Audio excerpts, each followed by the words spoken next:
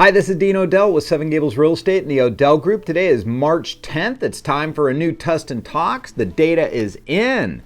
So we're going to go over Orange County. We will have Tustin numbers on the next Tustin Talks, but let's get to the data right away.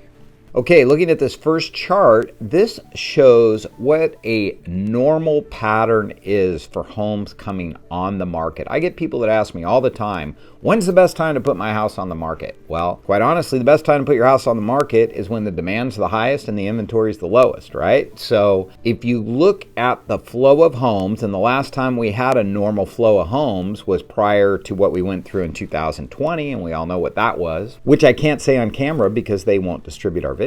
Prior to this was the normal pattern right here, and we are getting back into a normal pattern again. So if you look, you will see that May is the peak of homes coming on the market. Now, why is that? Well, mostly people will sell when it's most convenient for the family. So people who have kids and stuff like that, they have to do it with school seasons, right? So, they start thinking about listing their houses in March and April. You get peak offers in May. Those are going to close in June or July.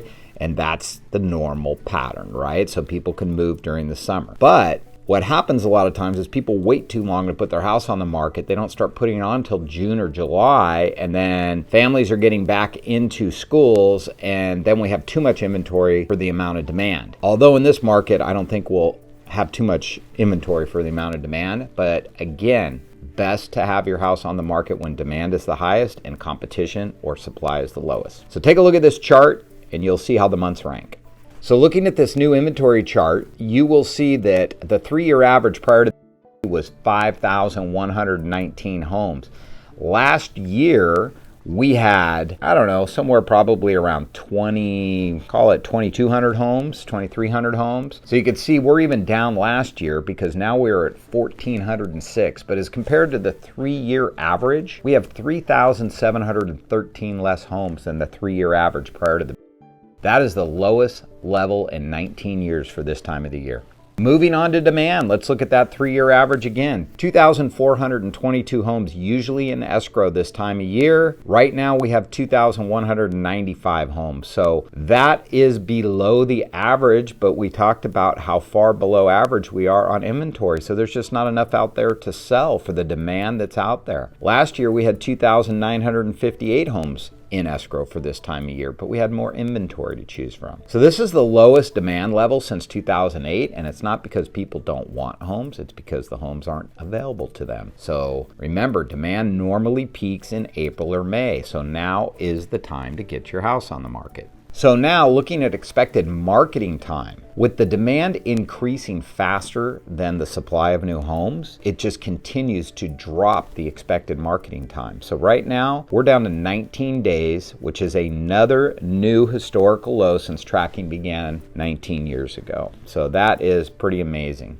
Now, prior to the 3-year average was 64 days to get your home sold. As you can see, 2017 to 2019 back then, that was still a slight seller's market. I mean, we have not had a balanced market or a buyer's market in years.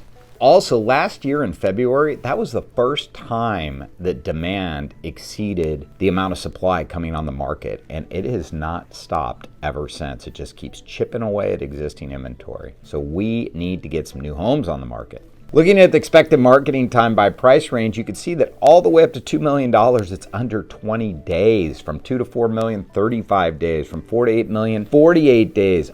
All those are still a strong seller's market. The speed of the market is just amazing. If you look at the share of housing inventory versus the demand, you can see how that shakes out. The market is just really, really hot right now.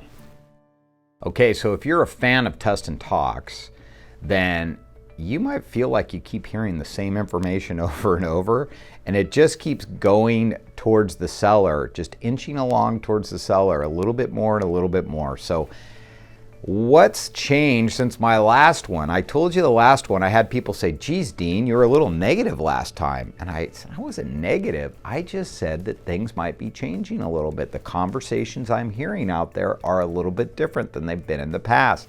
The buyers are feeling very stretched. They're very frustrated. We don't know how much more they're going to pay for these houses, and interest rates were rising. Well, guess what? Now that we have some world events going on, we have interest rates dropping again. So that is just going to fuel the fire, and I think it's going to be a while until we see this market shift. When the pendulum starts swinging, which I do think it will start swinging this year, but understand, it takes like 1.5 to 2 years for this thing to swing, just back to the middle probably. So nothing bad's going to happen soon. Sellers and buyers, take advantage of the interest rates if it makes sense to you, but it's going to be expensive for a while.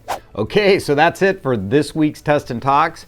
Next Tustin Talks, we will be focusing more on the 3 Tustin zip codes in the micro market as well as the Orange County market. We're broadcasting here today from our Old Town Tustin office. A lot of you guys have dropped in when you're down here, and that is just fine. You guys could stop by anytime. Just ring the bell downstairs on Main Street, and we'll see you soon.